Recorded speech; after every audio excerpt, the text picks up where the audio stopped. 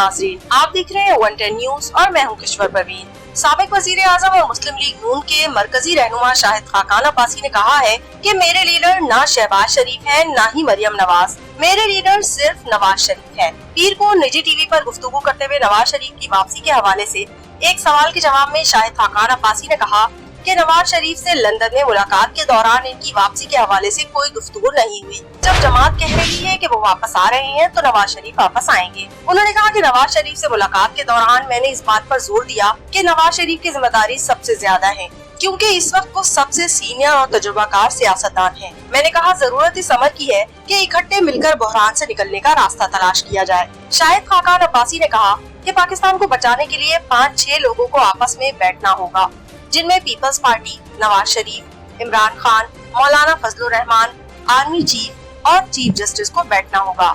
जब एंकर ने शाहिद खाकान अब्बासी से पूछा कि आपने एक और बात की है कि नवाज शरीफ मेरे लीडर नहीं है, उन्होंने कहा कि मेरे लीडर ना शहबाज शरीफ हैं और ना ही मरियम नवाज, मेरे लीडर सिर्फ नवाज शरीफ हैं। शहबाज शरीफ पार्टी के सदर होंगे लेकिन लीडर नहीं, इनके लीडर भी नवाज शरीफ हैं।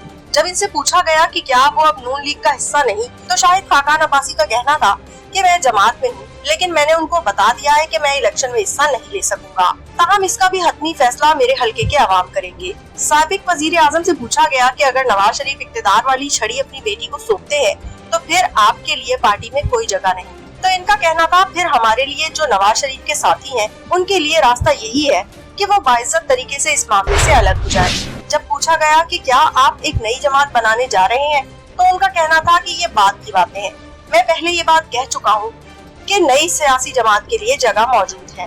गुज़िश्ता 6 सालों के अंदर तमाम सियासी जमातें हुकूमत में रही हैं और उन्होंने कुछ नहीं किया। मुस्लिम लीग नून के मरकजी रहनुमा का मजीद कहना था कि आगे के सफर का तयन किए बगैर इलेक्शन का कोई फायदा नहीं होगा।